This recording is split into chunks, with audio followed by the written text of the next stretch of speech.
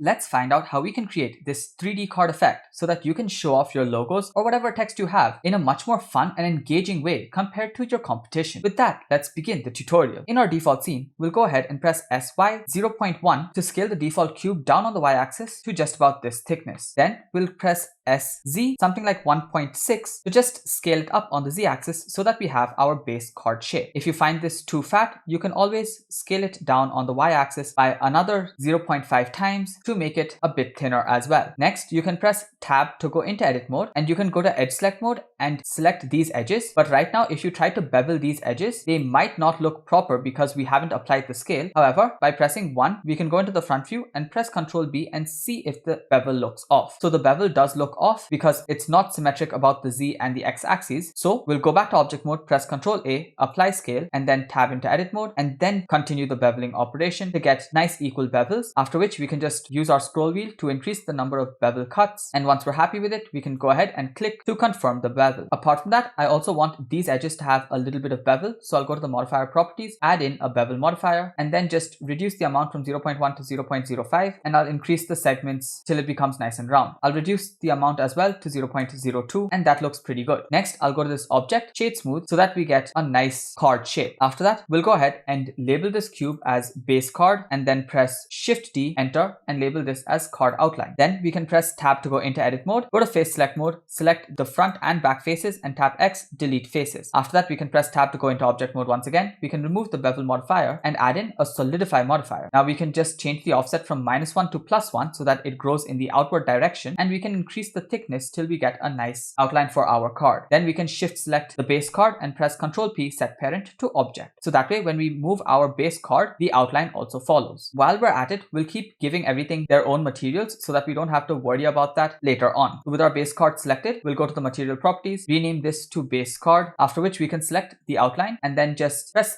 this button to make it its own user, and then call this card outline. Now we have to start adding in the different elements that we want to be present on the front side of our card, and in this case, I'll just write in 3D followed by cards, and then just a few elements to add in some visual interest. So I'll press 1 to go into my front view, and then press Shift A, text. I'll have to rotate the text on the X-axis by pressing RX 90, and then I can press Tab to go into edit mode and just type in whatever text I want. So in this case, I'm just gonna make the text 3. Now I'll press GY to move it front, but you can't really see it if you're in orthographic view. So just change your orientation, move it to the front, and once you're happy with how far away it is from the cube, you can press 1 again to go into your front view once again. Now you can go to the text properties over here. For the font, you can choose whatever you want. I'll go with impact, and then for the actual alignment, I'll change this from left to center, and vertical also, I'll make it middle. Beyond that, I want this to be much larger, so I can just increase the size over here. Maybe a size of 2 will be fine. And I also need this to have some thickness, because if you look at it, it's just a very thin sheet. So to give it some thickness, we have to expand the geometry, and under the extrude, we can just start giving it thickness over here. So maybe a thickness of 0.04 is good enough. Then again, we can just switch on cavity to see everything better, but then we'll press GX to move it to the side, and we'll press Shift D, X to create another text, but this time we'll press Tab to go back into edit mode and change this to D. That way we have 3D as 2 separate objects so that we can animate them individually as well. Now we'll give both of them their own materials. So let's create a new material, name it text, select this one, shift select this one, and press Ctrl L, link materials. Now let's select this, press Shift D to create another version of it, but this time under the text properties over here, we'll change the fill mode from both to none, and we'll just give it some bevel depth as well. So that way we get an outline around our original text. Now for the materials, we can duplicate it, and instead of calling it text, we'll call it text outline, and then we can select the D, press Shift D, go back to the text properties, change the fill mode to none, and do the exact same thing by increasing the bevel depth by a little bit to give it some thickness. Going to the material properties, and from the drop down, you can choose text outline. Now we want the outlines to be parented to the insides. So let's select the outline, shift select the inside, and press Ctrl P, set parent to object, and then we'll do the same thing for the other outline on the D. So once you've done that, you can go ahead and select the actual text objects, shift select the card, and press Ctrl P, set parent to object. That way, when you select the card and then you rotate the card around, the text should also follow the card. If you were to take just the text and then move it, the card does not follow. So now that we have this, let's add in a few more elements, starting off with the text that says cards. So we can actually just take this text object again, press Shift D to duplicate it, press Tab to go into edit mode, and then type in cards. But I want to change its font. So I'll go to the object data properties, go down to the font and maybe give this one Bank Gothic bold, and it's far too large. This one needs to be much smaller. So let's go to the size, reduce it to maybe 0.2, and I want to give it some more spacing between each letter. So I can go down to the spacing under paragraph and just increase the character spacing till I get something that I'm happy with, maybe 1.8. Apart from that, I'll press Alt G to clear its location, followed by GY to just bring it up in front of the 3D. I also don't need it to be this extruded.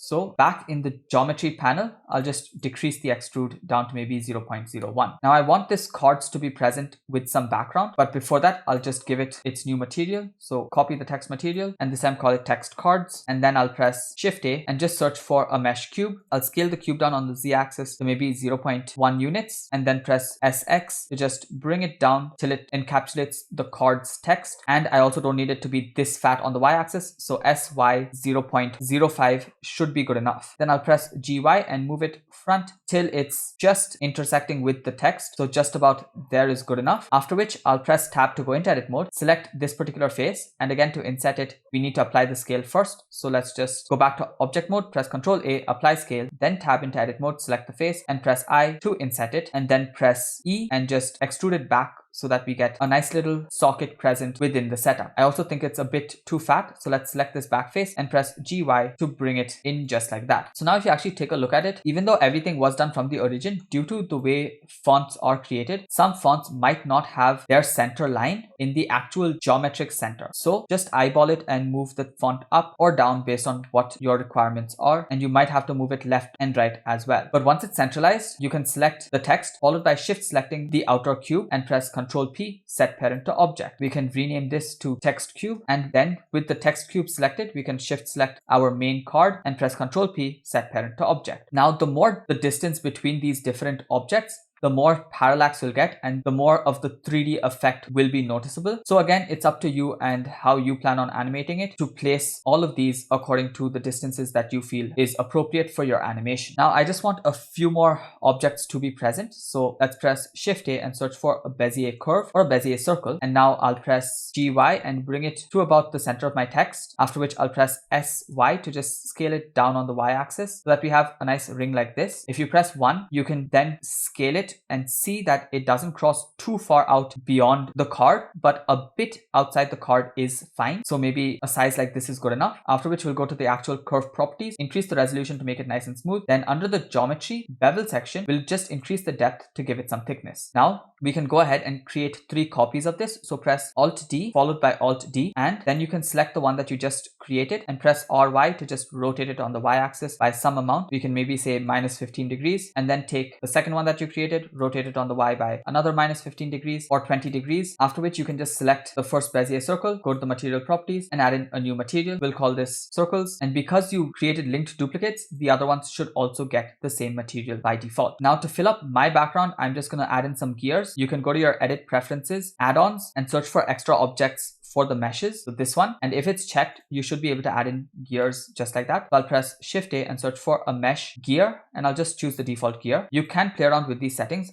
I'm not going to do anything, but it's important to note the number of teeth, although you can just count it manually, but we will be using this later on. Then I'll press RX90 to rotate it on the x-axis by 90 degrees. And of course, this is far too fat and far too big. So let's scale it down by maybe 0.4 and then press 1 to go into your front view. Press GZ to just move it up, and then it's currently present inside the card. We want it to be present on the card, so press GY to bring it out, and maybe scale it down on the y-axis as well if you think it's too fat, and just place it approximately wherever you want. Then I think it's a bit too large, so I'll press S Shift Y so that it scales down on everything but the y-axis, because I already like the thickness that I made it. And once I'm happy with the size, I'll just place it where I want, and I'll create a few duplicates by pressing Alt D and then just bringing it over and placing it so that it just fits with the other gear. So something like this should be all right, because this area is going to hit this and cause it to rotate. I'll also scale this one down and just place it correctly. Now I'll create another one by pressing Alt D again, this time moving it to this side. You can place it wherever you feel looks good, and to be honest, you don't even have to copy this. You can just make your own designs from scratch, but I'm just showing you the process that I went through. So then I'll press Alt D, Z, and I'll bring these down, and this time I'll take this, press G and move it there, and that should be all right. Now again, I need all of these to be parented to the main cube, so let's just shift select all of these and then shift select the base card at the end and then press Ctrl P, set parent to object. Now if you take the base card and rotate them, every single element should rotate with it. If you forgot to parent something, like I've forgotten to parent these, you can select all of them, shift select the base card, Ctrl P, set parent to object. So once you're happy with that, you can go ahead and place whatever you want at the back. So let's press Ctrl 1 to go into the back orthographic view and then add in maybe your logo and some text. So I'm just going to use a random logo for now because I still don't have a logo for the Ion Studios. Again, from my preferences, you can enable import export SVG and then go to file, import SVG and choose your logo. If it's a vector, if it's an image, you can do that as well, or you can just create whatever you want here. So once you import the SVG, it should be present somewhere. So mine's present over there. To select everything in the collection, you can just right click and click select objects, and then you can press RX90 followed by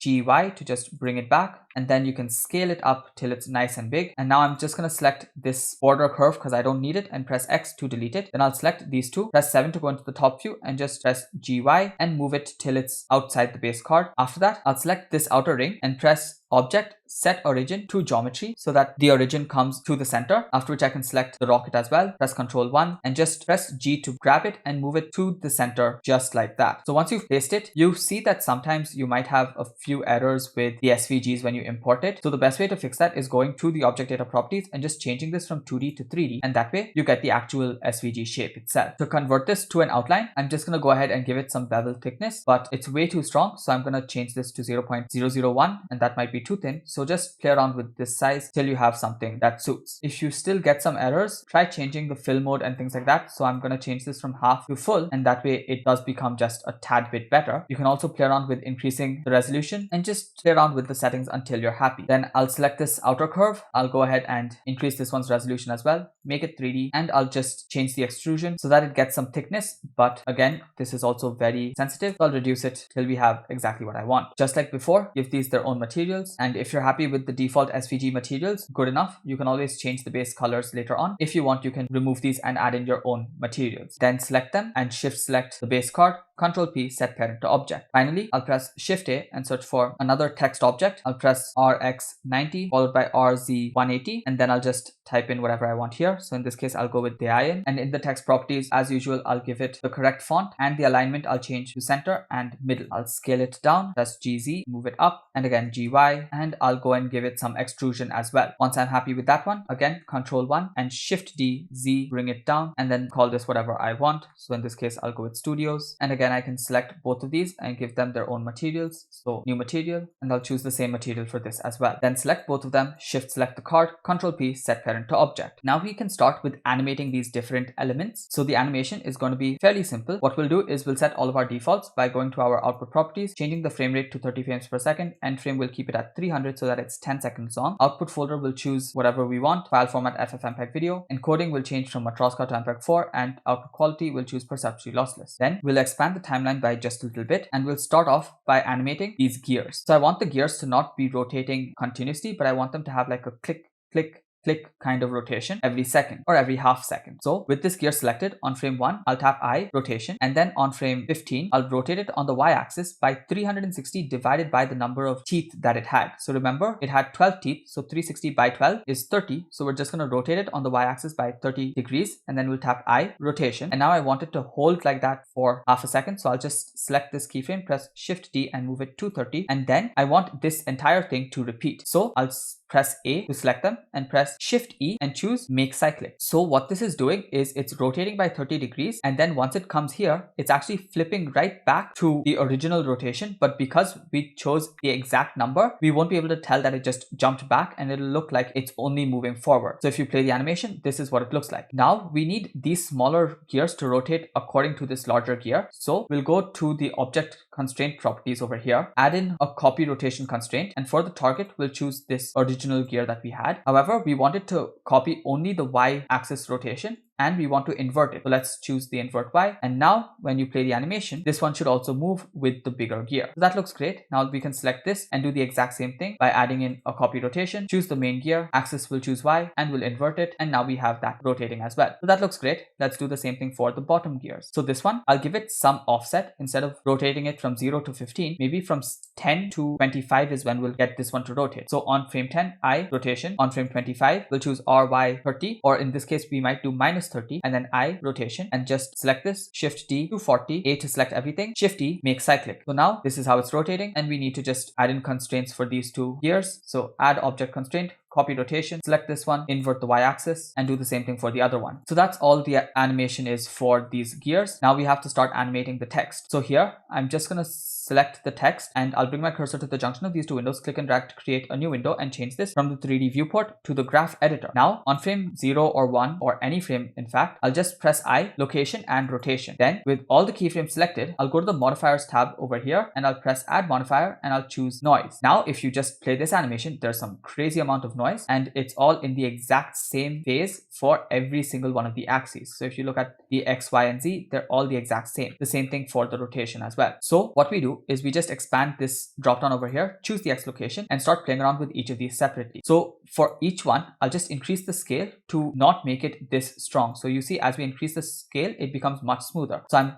going to increase the scale to something like 25 for all of them, and I'm going to reduce the strength to something like 0.15 for each of them as well. Then I'm just going to randomly move the offset and the phase for every one of these values. So I'm going to do that not just for the X location, but for the Y, Z, and all of the rotations as well. So select the Y, change the scale to 25, reduce the scale to 0.15, change the offset, change the phase, and repeat for Z. So once you're done doing that for every single one of the keyframes that you have, if you play the animation, this is the type of motion you should get, which is just a subtle motion, which I think adds to the depth of this animation. If you want to make it looping, you could make it looping using techniques taught in this video over here. However, we're not going to be bothered about making it looping in this particular video. Now we're going to do the same thing for this letter. So just press I, location and rotation, modifiers, noise, and do the exact same thing. So once you're done with that, if you play the animation, this is what it looks like, and that's pretty good. Next, let's animate these particular rings that we created. So let's just select this ring, go to frame 1, press I, rotation, and then maybe on frame 30, we can press RY and just move it by 40 units and press I, rotation. And now again, you could do this in the graph editor. I'm just going to do it from the timeline. I'm going to select the first keyframe, press Shift D and move it to 60, and then I'll press A to select everything, Shift E, and I'll choose make cyclic. So that way we just have this moving up and down like that. Now let's select this one and do the same thing. So on frame 0, we could add in the keyframe, but again, I'm just going to give it some offset. So maybe this one can be on frame 15. I'll press I, rotation, then frame 45, RY minus 40 this time, I, rotation, and then take this first keyframe, Shift D, move it to frame 75, A to select everything, Shift E, make cyclic. So now we just have this type of a motion. We can do the exact same thing for this third one. This one, maybe I'll start at 10. I'll press RY minus 20, I, rotation, and then on frame 40, RY minus 40 or plus 40, and then I, rotation, and then select this one, Shift D to 70, and then A, Shift E, make cyclic. So now you just have this type of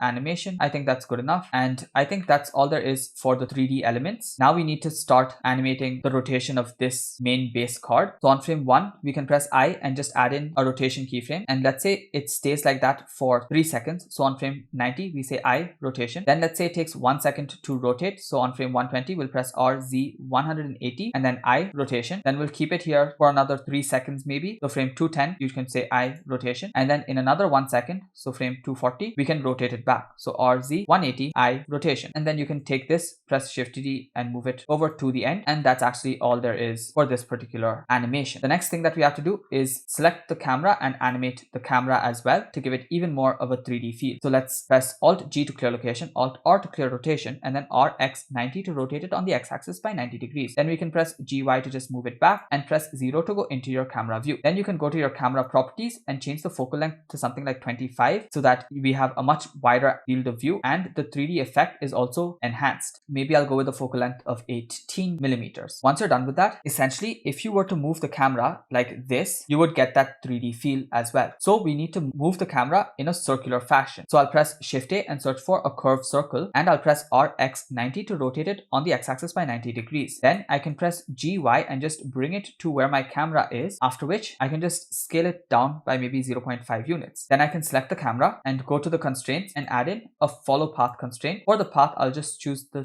Bezier circle that we just created, but I'll press Alt G and Alt R to clear location and rotation. Now I can press 0, and if we play around with the offset, you can see how we get this camera to rotate around. But I need the camera to always be pointed directly at this card, and to do that we add in another object constraint, and I'm going to choose track 2. For the target object, I can just choose my base card, and now the camera is always going to be pointed at the base card, and we get this type of a motion that enhances the 3D effect and looks pretty good. If you want to expand this effect, you can always select that Bezier circle that you just created and scale it up, and the larger you scale it, the more that effect is going to be. Now again, you can keyframe this offset, but I'm just going to add in a driver, so I'll press #frame so that it moves by 1/100th of the circle every single frame, and now this is the animation that you have. But the singular issue that you might face is when this actually rotates over to the other side, as you can see over here, because our circle is this large, we can see the edges of these rings. And also when we're actually focused on our main logo, we don't want this much of rotation, because either way we're not adding in too many 3D effects on this side of the card. So I'm going to select my Bezier circle, and I'm going to add in a few keyframes for the size. So on frame 90, which is just before we start the rotation of the card, I'll just press I scale, and then by frame 120 I'll just scale it down till the edge of those rings are not seen. So maybe a value of 0.4 is going to be small enough. So I'll press I scale. Then since we stay on this side till frame 210, we can just select this keyframe and press Shift D and move it to frame 210. Then by frame 240, we can again expand the size of the Bezier circle. So select this, press Shift D, move it to 240, and now we have an amazing animation for this particular scene. Now of course there's a lot more to be done, which is adding in the actual materials. But because this video is already pretty long, I'm gonna try and see what happens if I shift the materials and texturing into a part 2. So with this much of the tutorial, you should be having this sort of an effect. Thank you so much for watching, and stay tuned for the texturing video that's going to be coming out tomorrow. I'll go through the different materials and various different ways in which you can actually texture this object to create various versions. I hope all of you watching part 1 will also watch that video, and hopefully the separation of these videos actually proves beneficial